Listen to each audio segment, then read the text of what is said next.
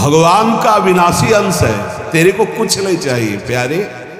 तू शरीर भाव में स्थित हो गया इसलिए चाहिए, कुछ नहीं चाहिए। जिस दिन जो ठान लेगा वैसे ही होगा। कई वर्ष अन्न नहीं पाया। भ्रमण में क्या मिलता, कभी जब कोई पूछता वैसे तो उबली हुई आलू या इतना गुड़, या कभी कोई हफ्ता 10 दिन में दूध थोड़ा दे देता, कोई फर्क नहीं पड़ता। काफी समय तक भगवती भागीरथी के परम पावन दुग्ध का पान करके जैसा इस शरीर को बनाना चाहो 10 दिन केवल कष्ट लगता है। जैसे अन्न छोड़ो तो 10 दिन परेशानी, फलाहार छोड़ दो, केवल जल पे आ जाओ तो 10-15 दिन परेशानी, इसके बाद शरीर उसी में सेट हो जाएगा। वो उतने जल की खुराक में अपने जीवन को चलाने लगेगा। घबराते हो केवल कि ऐसा कैसे चल सकता है। सब सहन करने की कोशिश करो, सब सह लोगे। सच्ची मानिए, ये अच्छे अच्छे पदार्थ खाकर सुविधाजनक जीवन व्यतीत करके वो उच्च कोटि की अध्यात्म की ऊंचाई बहुत कठिन, बहुत कठिन। लालसा तो बहुत ऊंची करते हैं, लेकिन आचरण हमारे अगर ठीक नहीं है, हमारी वैसी लालसा के अनुसार साधना नहीं है, वैसे हम चल नहीं रहे, तो कैसे लालसा पूर्ण होगी। समझो पहले, देहूति जैसी पत्नी के लिए 10,000 वर्ष तक करदम जी को तपस्या करनी पड़ी थी। भगवान प्रकट हुए थे तब महाराज आदि सम्राट मनुष्य रूपा से प्रकट हुई देहूति जी, और भगवान कपिल देव जी जैसे पुत्र प्रकट। तपस्या, भजन। बोले ये जो मंद बुद्धि वाले हैं, अच्छा खाने को मिल रहा है, सुविधाजनक रहने को मिल रहा है, दिन कट रहा है, दिन काटने के लिए मिला है। अरे एक एक मिनट सार्थक करने के लिए, काटने के लिए नहीं। दांती पीस के भजन होता है। देखो हम बताएं तुम्हें अनुभव की बात, 10-5 मिनट भजन में मन लग जाएगा जो अच्छा अभ्यास किए हो। शब्द याद रखो, या हम खाई पी बातें कहते हैं।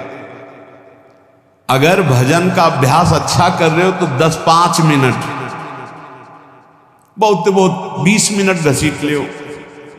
इसके बाद वो संकल्प विकल्प खड़ा करेगा, बेमतलब की बातें सामने, और भजन को रोकने की कोशिश करेगा। चलाओ, एक मंत्र चलाना, दूसरा नहीं चलाना, एक पकड़ लो मंत्र। 20 मिनट के अंतर्गत आप हमारे अनुभव को देख लेना, एकदम दृश्य खड़े करना लगेगा। और ऐसा उल्टा चलेगा, बस ऐसे होता है, दांती पीस के उसको बार बार लड़ो, बार बार उसको परास्त करो, उसको बार बार परास्त। बेमतलब की बातें, बेमतलब का दृश्य, बेमतलब की घटनाएं उपस्थित करके वो मंत्र को रोकेगा। चलाओ, ये भगवत मार्ग की बात कह रहा हूं। अब 1 घंटा निकालो आप ऐसे युद्ध में, फिर आप खड़े हो आसन से, तो ऐसे खिड़की में गर्दन जाएगी। पहले कुछ देख लें, कुछ सुन लें, कुछ, और नहीं है तो ये वो अभ्यास कर ही नहीं सकता जिसके पास मोबाइल है, नहीं कर सकता।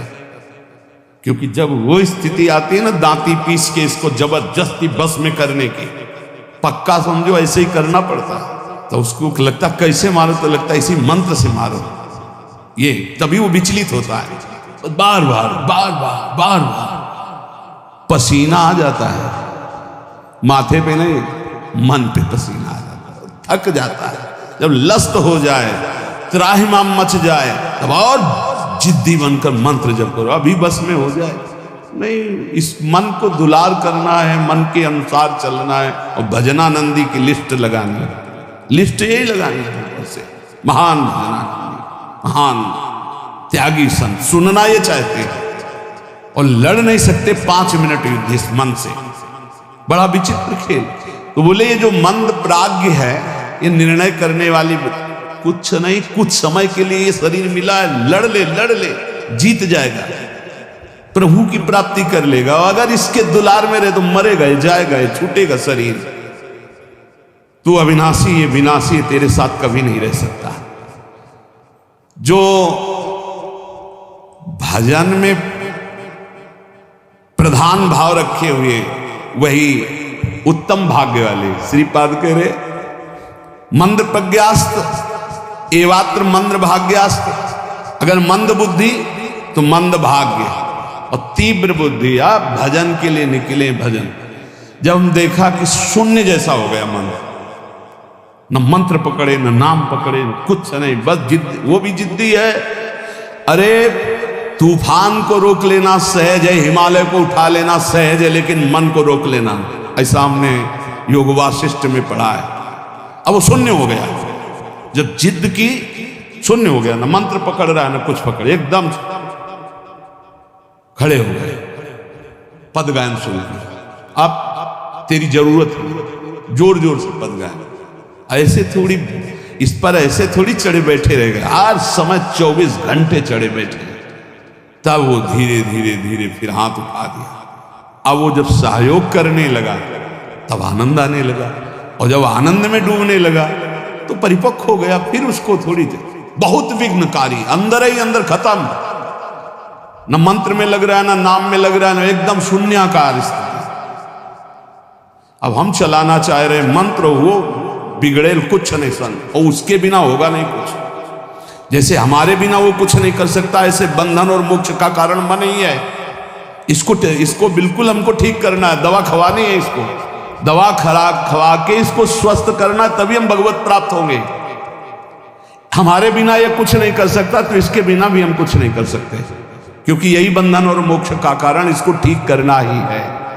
इसलिए लोक चिंता ननो धर्म चिंता न देहगा, श्रीमद् वृंदावने राधा कृष्ण भाव भ्रतो मम। श्री वृंदावन में यदि आपको आने को मिला है, सत्संग मिला, धामवास मिल रहा है, अब मन से तुमको निकालनी लोक चिंता ना, नो धर्म चिंता ना देहगा, खाली करो, यही करना है। लोक चिंता नहीं होनी चाहिए, कल क्या होगा, आज का तो काम चल गया, अगला महीना कैसे काम चलेगा, ये अगर चिंता है तो तुम्हें भगवान का भरोसा नहीं। ये भजन के समय ज्यादा प्रपंच रचेगा, किसका देना है, किसका लेना है, किसने कब 10 साल पहले किसने गाली दी थी, 10 साल पहले, वो सब याद करवाएगा। मन जलेगा, उसने ऐसा क्यों कहा था, उसने पकड़ो कि इस समय मंत्र जपने के लिए बैठे हुए, प्रपंच करने के लिए बैठे नहीं। देखो ना, यही करता है। आप जब बिल्कुल एकाग्रता पूर्वक टीवी देखते हुए तो फिर बढ़िया है, फिर कोई परेशानी नहीं। एक कुर्सी में और आदमी बैठा लो, फिर माला ले लो, कोई परेशानी नहीं। ये हम उनकी बात कह रहे हैं जो असंगोहम असंग होकर मंत्राकार वृत्ति कर रहे हैं, उनकी। तब इसकी असलियत समझ में आती कि मन हमारा इस समय दोस्त है या दुश्मन। भजन के एकदम विरुद्ध खड़ा हो जाता है। लोक चिंता, अभी क्रियाओं की भी चिंता करो, भजन हो जाएगा, अभी तो वो करना है, अभी वो करना है। वो जिस समय भजन में बैठो उस समय ये सोच लो कि अगर आसपास आग लग जाए तो भी हम नहीं उठेंगे। आसपास आग लगी हो तो भी नहीं उठेंगे। योगक्षेमम वहां में हम करने वाले भगवान मुझे उठाया के या आग को शीतल करें, उनका विषय है। और सच्ची कहते हैं यदि जब चल रहा है तो अग्नि की भी ताकत नहीं कि आपके रोम को झुलसा दे, यदि सत्य भाव में स्थित है। प्रहलाद जी को आग में झोंक दिया गया, कबीरदास जी को आग में झोंक दिया गया, कुछ नहीं हुआ, क्योंकि आग में जो दायिका शक्ति है वो प्रभु के द्वारा दी गई है, प्रभु ने ही प्रकट की है। पूरी लंका जल गई, हनुमान जी महाराज की पूंछ के बार में भी झुलसन नहीं हुई। क्यों? ताकर दूत अनल जे सिरजा, जरा न सोते कारण गिरजा। बोले उनके दूत हैं जिन्होंने अग्नि का सृजन किया है, अग्नि की रचना की, जिन्होंने अग्नि को प्रकट किया है, अग्नि में जो दाहिका शक्ति दी है। लोक चिंता ना, अगर आपको भगवत प्राप्ति करनी है तो तुम्हें कल की चिंता नहीं करनी।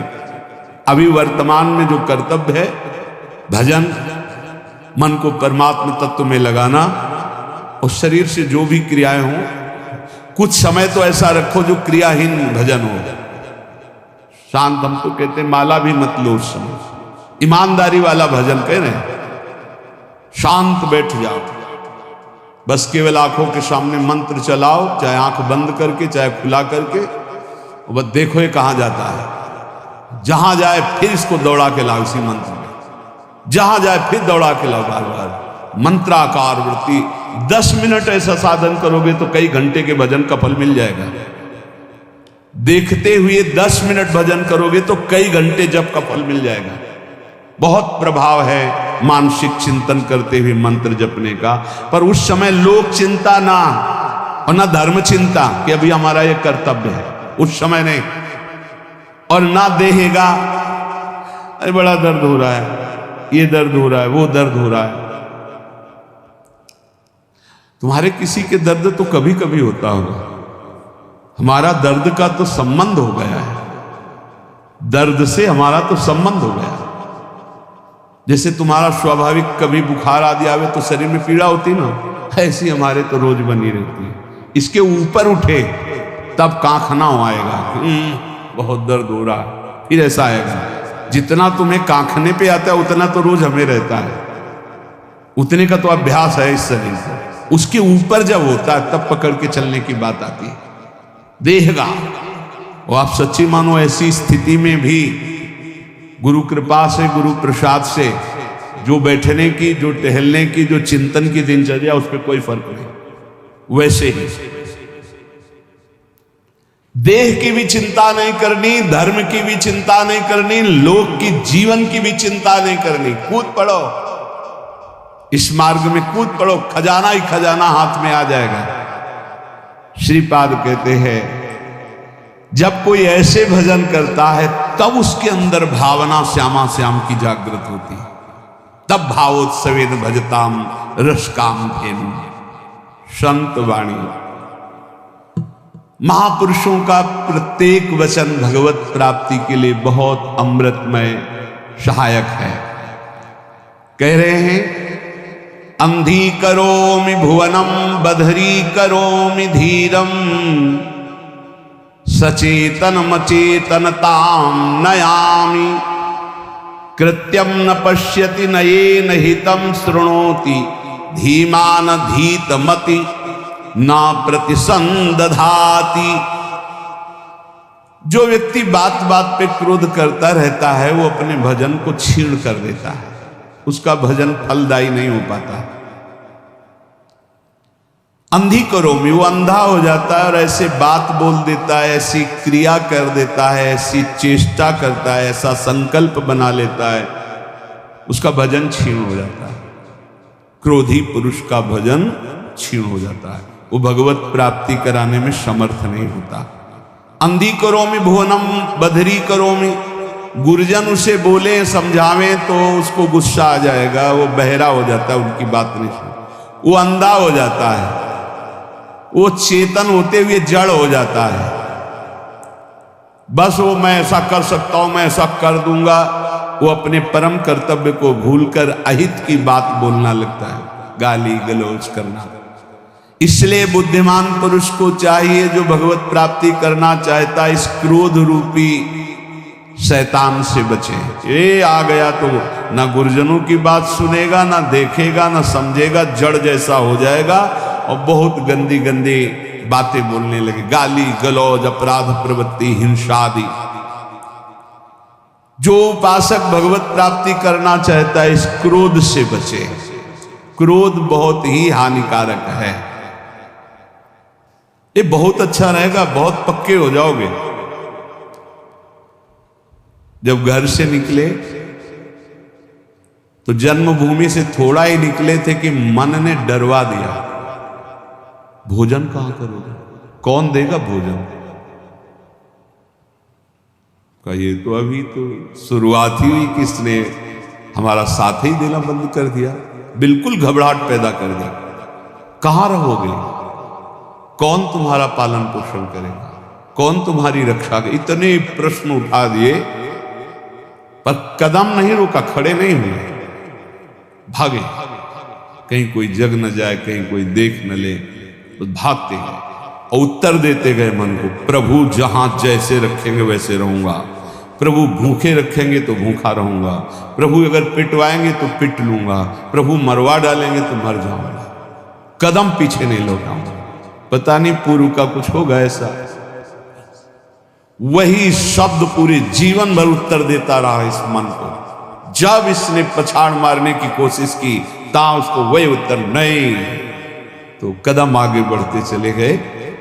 महासहानि दुखानि सुखान्युन्मादकानि भावि। अब कोई दुख नहीं है। क्यों? जैसे अपनी घर आ जाए और पता चले गाड़ी बिगड़ गई तो सुख होगा इस बात का कि गाड़ी को तो बिगड़ना ही था, पर घर आके बिगड़ी ये बहुत हुआ। अच्छा, अगर कहीं रास्ते में बिगड़ जाती तो गड़बड़ हो जाता, फिर पता नहीं अंधेरा हो जाता और हम अपने घर तक नहीं पहुंच पाते। लेकिन कृपा ये हुई कि जब घर दिखाई दिया कि आ गया तो गाड़ी बिगड़ गई, तो कोई परेशानी नहीं हुई, अपनी अटैची उतारी, अपने घर आ गए। ऐसे महासुखानि, पक्का विश्वास करो, यदि आप पहले से तैयार रहोगे दुखों से लड़ने के लिए तो आप कभी प्रश्न नहीं करोगे कि हमारे साथ भगवान ऐसा क्यों कर रहे हैं। और अगर ये प्रश्न आ गया कि हमारे साथ प्रभु ऐसा क्यों कर रहे हैं, तो ना आप शरणागत हो और ना आप भगत हो। ये प्रश्न भक्त के हृदय में नहीं होते। बहुत बार सुन चुके हो। ये प्रश्न नहीं होते कि आपने दुख क्यों दिया। आज तक किसी भक्त के मुख से ऐसा नहीं निकला, आपने ऐसा क्यों किया, ये प्रश्न नहीं निकला। ये प्रश्न निकलता है जिसकी शरणागति पुष्ट नहीं होती, जिसका आत्मसमर्पण नहीं होता। तो हम पहले से महापुरुष जनों के वाक्यों से पुष्ट करते हैं। यदि आपको अभी शरीर स्वस्थ है तो खूब भजन कर लो, आगे दुख आने वाला है। लिख लो अपने लोगों की क्या भजन साधना है, जो रात दिन दिव्य भजन करते रहे। उनके जाते जाते शरीर में पूज्यपाद उड़िया बाबा जो 18 घंटे पद्मासन, 18 घंटे एक आसन में बैठे, उन महापुरुष के गुदाद्वार में ऐसा चटक गया था। वो जो भी नाम हमें तो याद नहीं है, ये इन नामों में नहीं है जो अभी लिए जाते हैं, गुदा रोग से संबंधित जो बड़ा पीड़ा देने वाला रोग होता है, पर वो होता इन्हीं गुदाद्वार के अंतर्गत बहुत पीड़ा। पर वो ऐसी स्थिति में भी पद्मासन में अपने आसन में बैठते थे, कोई औषधि प्रयोग नहीं किया। बोले इसका तो केवल ऑपरेशन होता है, बोले कोई जरूरत नहीं।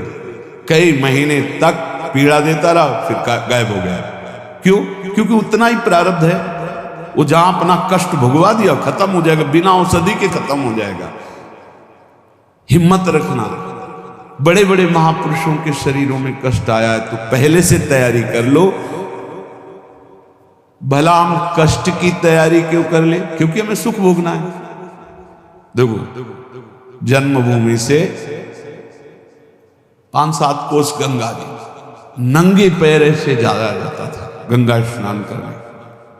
छोटे छोटे बच्चे थे, साजा नंगे पैर चलाया जाता था, क्योंकि गंगा स्नान करने जा, बड़ा भाव रहता है, पवित्र भाव, जाग साष्टांग दंडोत।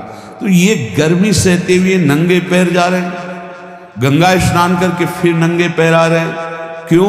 क्योंकि गंगा जी पाप हारणी है। पाप नष्ट होगा तो क्या होगा? बोले सुख मिलेगा। सुख की लालसा से इतना कष्ट सह, निर्जला एकादशी रह रहे, एक बूंद पानी नहीं पी रहे, कष्ट सह रहे। ये कष्ट क्यों सह रहे? बोले इससे भगवान की भक्ति मिलेगी, पाप नष्ट होगा, हृदय में शांति सुख मिलेगा, धर्म बनेगा। जानबूझ करके जो कष्ट सहा जाता है, उससे जो जानबूझकर पाप किए गए वो भस्म हो जाते हैं। तो हम पहले से महासहानि दुखानि भक्त